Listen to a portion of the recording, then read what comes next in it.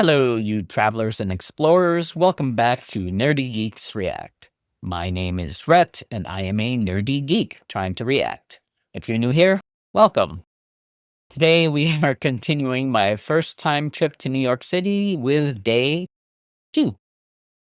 So, on this day, we spent time in Central Park, Fifth Avenue, Rockefeller Center, Grand Central Terminal, and Times Square.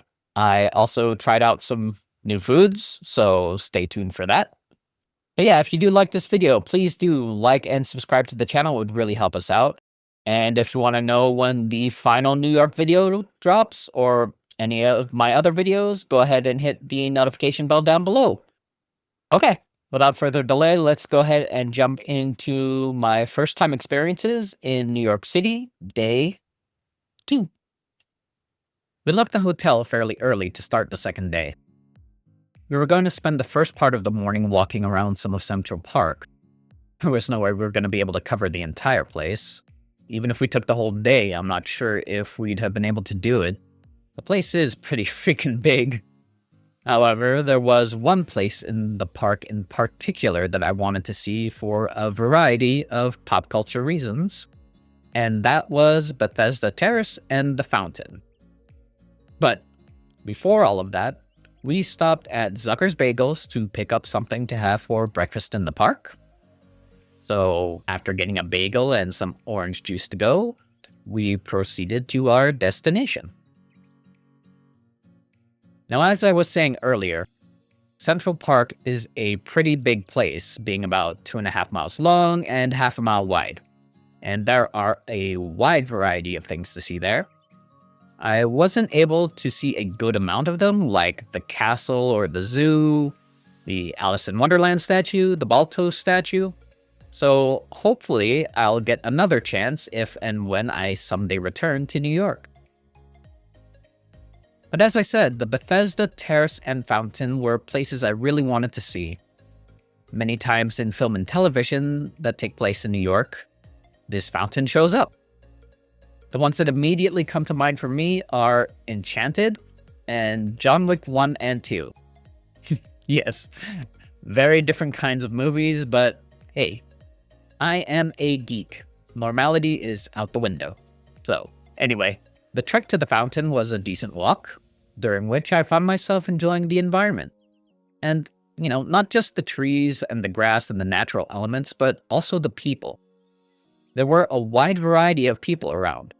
I saw business people, maybe on their way to work, joggers and runners getting in their morning exercise, bicyclists, maybe they were students on their way to class, or tech workers on their way to who knows where. There were people out walking their dogs. There were families just bringing their young ones out to get some morning air. And it looked like there were just some people out for a stroll, like with their friends. There was even a tour group that blocked the pathway and we had to maneuver around them. But regardless, it was fascinating to see the different kinds of people that were there. Now, seeing the fountain was just really cool. I mean, there it was.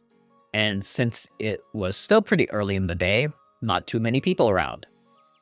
So I didn't need to worry about walking around and running into someone, and I didn't need to wait for anyone to get out of the way so I could get a good picture.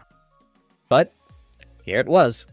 The place my nerdy geek eyes have seen in Enchanted during a musical number, or in John Wick 2 when he's declared excommunicado.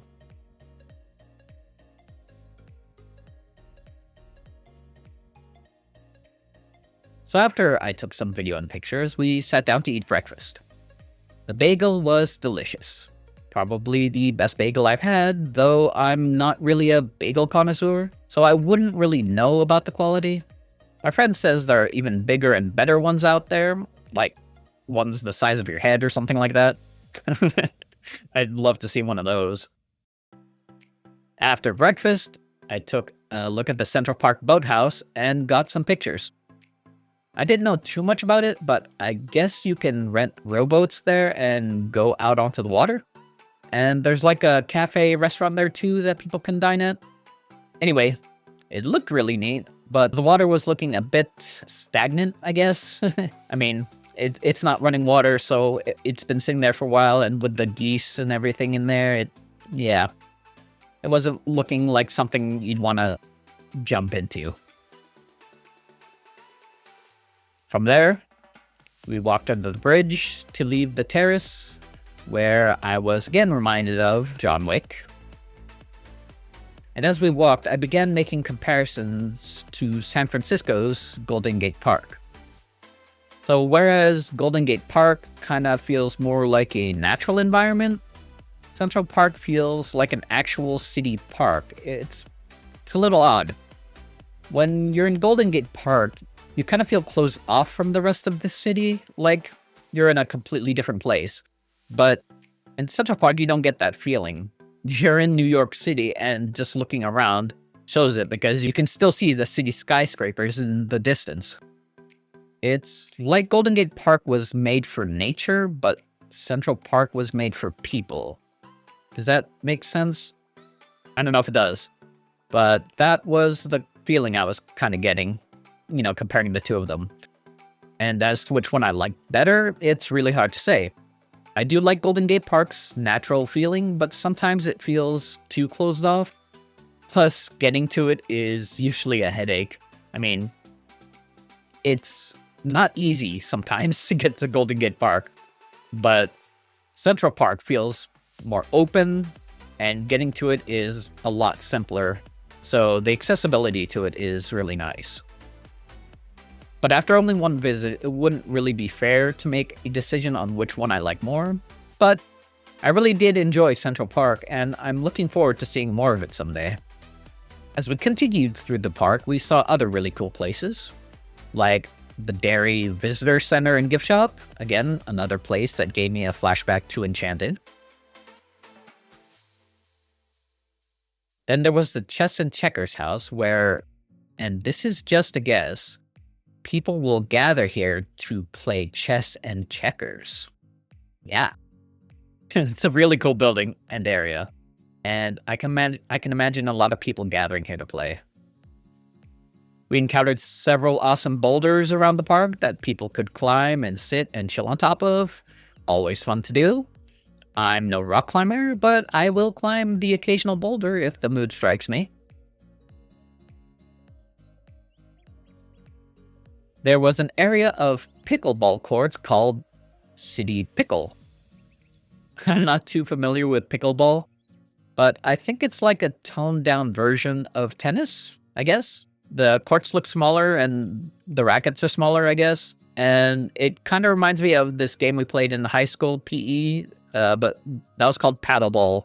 Maybe it's similar, or maybe it's the same thing. I don't know. Our next stop was a bridge going over the pond at Central Park. The walls on the bridge were actually quite high. It didn't allow for like a good view of the pond. It was a little odd that they had the walls that high, but we crossed to the other side so we could get a better look. And what did we see there but a bunch of turtles taking in some sunlight? Some potential Teenage Mutant Ninja variety, maybe. Yeah, no, probably not. It wasn't about this point that my legs started to scream at me for my cruelty to them. So we stopped and sat on a bench for a bit, during which time some tiny birds started gathering around my feet looking for seeds. I guess someone was probably sitting there earlier and scattering some. That was another thing I noticed about Central Park. The animals didn't seem to have much fear of people, like the birds or the squirrels. Yeah, I guess they just adjusted to there always being people around all the time, and people are probably feeding them all the time. Yeah, these birds didn't really seem to have any problem just gathering around at my feet. After resting for a bit, we walked the last little bit to the end and concluded our time in Central Park. And from there, we began walking down Fifth Avenue towards Rockefeller Center. One of the first buildings we saw was one of, if not the coolest building I have ever seen. The Louis Vuitton building just looks awesome. I mean, It literally looks like giant Louis Vuitton cases stacked on top of each other. I don't know who came up with the idea, but props to them because this building looks incredible. Then we passed by the Tiffany and Company building. We'd already eaten, so we couldn't have breakfast there. Next came St. Patrick's Cathedral. It looked beautiful from the outside, and I hear the inside is also amazing. But again, time constraints, so maybe next time I'll have time to go in and explore. We made it to Rockefeller Center, where my legs decided to yell at me some more. So we sat down again, and I got pictures of the plaza with the famous statue of Prometheus and 30 Rock. This was another place I was eager to see, but usually when I saw it in pop culture, it was during Christmas with the giant Christmas tree and the ice skating rink in the lower plaza. But still, it was great to see it in person, though it looks like they were setting up for some kind of event. Once the legs had settled down a bit, we continued on. We did a quick walkthrough of FAO Schwartz. I was a little disappointed they weren't playing the Welcome to Our World of Toys song. Maybe it only plays during the holidays, I don't know. But it was really nice to see a toy store still in operation because you don't see those much nowadays. At least, this one's still here. After a quick look at NBC Studios, we moved on to the Nintendo store. Now, I've been playing Nintendo games since the very first Nintendo Entertainment System. We had the first console that came with, Rob the Robot and Gyromite, and the Light Zapper with Duck Hunt. So, I've played games on nearly every one of their consoles since then. I'd say Nintendo had a profound influence on my life. So, going to this store was only natural.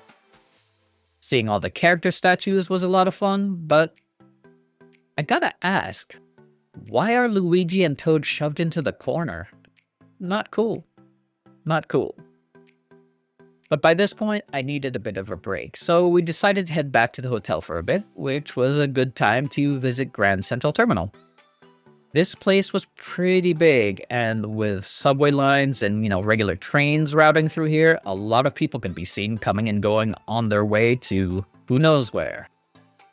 There were also a bunch of food places in the lower level, though not much in the way of seating, which was kind of odd. I guess they just expect people to eat on the go. I mean, there were some standing tables, but yeah, no chairs really at all to sit on. I noticed they had a Magnolia Bakery, and I'd heard about their famous banana pudding, so naturally I went and got some to bring back to the hotel so I could try it later on in the evening. But after a bit of rest and a bit of lunch, we headed back to Manhattan. Our first stop was Serendipity 3 for some delicious frozen hot chocolate. Now, I've had it before, a very long time ago when there was a Serendipity in Las Vegas.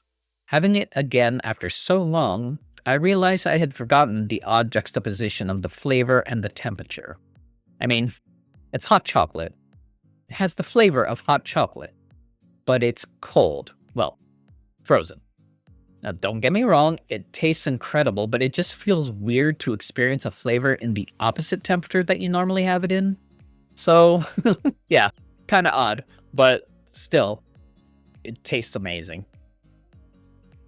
When we finished at Serendipity 3, we went ahead and walked around Times Square, and wow, there were so many people. I mean, I knew there was going to be, but yikes, there were a lot. It wasn't so bad that we were crushed against people constantly, like being in a overly crowded elevator or anything like that. I could still move around without too much trouble for the most part, but yeah. Times Square. It had all the stores and the signs and billboards and the lights and the people. I've seen it on the screen, but being there is always an entirely different feeling. There's just this energy there, like there's something happening at all times and it gives you a bit of a rush. At least that's the way I felt. I'm sure the atmosphere isn't for everyone, but I've always enjoyed the urban setting. I'd actually love to be here for New Year's Eve at least once just to experience it. I'm sure that feeling of energy that, I was feeling then would be up to like 1,000-fold during the New Year's Eve party. I imagine that's even crazier than it looks on television. But after walking around Times Square for a while, we decided to call it a day. But before we left, we stopped at a couple more places to pick up some food for me to try out. The first was Junior's restaurant in order to pick up a slice of New York cheesecake. And then it was on to Joe's Pizza so that I could try some actual New York pizza. Once we had all of that, we went ahead and went back to Queens so that I could do a taste test of the pizza, the banana pudding, and the cheesecake. Okay, we are trying out Joe's Pizza. This is just a slice of cheese. There we go. It's a little cold since we took it back to the hotel, but I'm sure it'll still taste good. So let's see. It's still a little warm.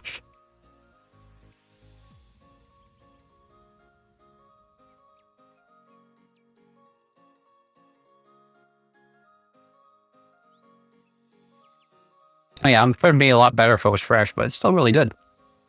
Okay. Now let's try the pepperoni. Okay. So now we are trying a slice of the pepperoni.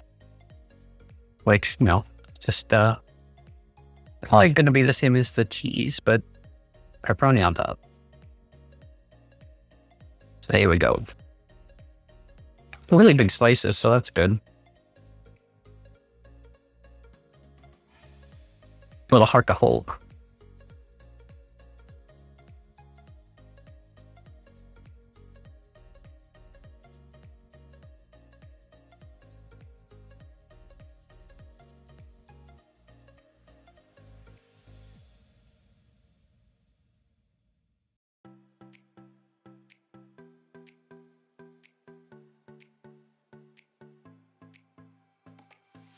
Okay.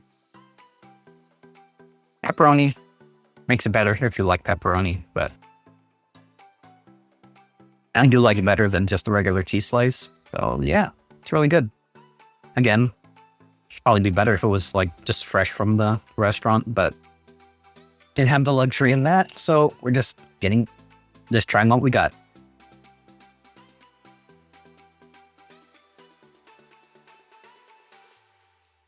So yeah, really good pizza. I liked it a lot. Next time I will try to get it fresh from, eat it fresh from the restaurant and see how it is there. But as far as pizza goes, it's really good. And yeah, it's a little hard to judge it since, it's cooled down.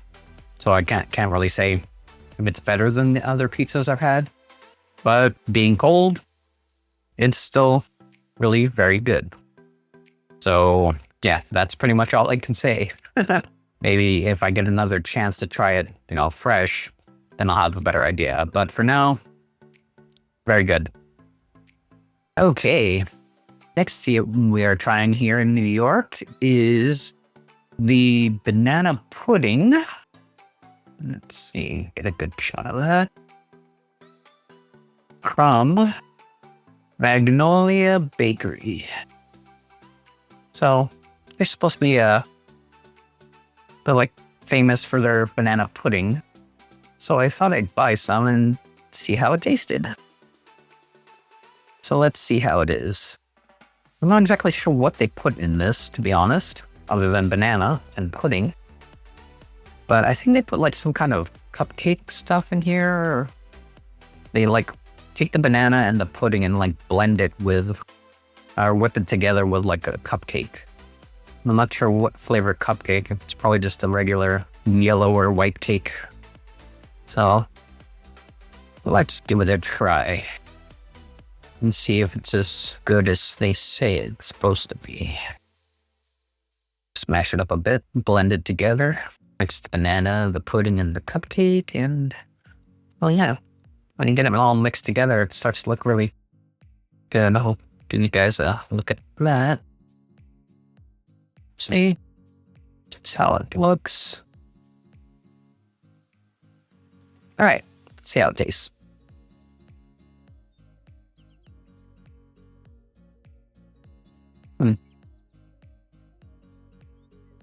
Okay, yeah, that's pretty good. I mean, if you don't like banana, you're not gonna like it. But to be honest, I'm not the biggest fan of banana. But it is really good. It's very creamy, and they have like huge chunks of banana in here. So when you mash it together, it blends. So you get banana in pretty much every bite you take. Yeah, it's creamy, sweet, a lot of banana, and the cake is very good too. It gives it, some texture. So it's not just, the banana and the cream, so it's all like completely mushy. The cake gives it a bit more of a solid texture. Yeah, I like it. Okay, and the last thing we are trying out tonight is a slice of the plain cheesecake from Junior's. Well known for their cheesecake. So, just a regular plain slice of cheesecake that picked up to go. Just wanted to try, base standard for their cheesecake. So let's go ahead and give this a shot.